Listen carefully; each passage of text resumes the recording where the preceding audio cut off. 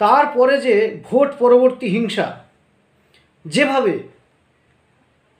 বাংলার বিভিন্ন প্রান্তে মারামারি, কাটাকাটি, হানাহানি, অনেকে মাসের পর মাস ঘর ছাড়া ছিলেন, এবারে যেন সেটা না হয়।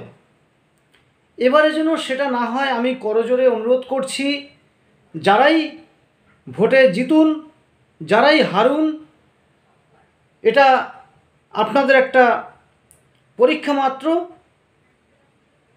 তৎসঙ্গে জনসাধারণকেও বলতে চাই যে,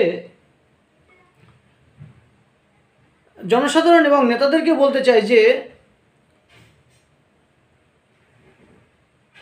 জিতে যাওয়া এবং হেরে যাওয়া এটা যে এ বিষয়ে সাধারণ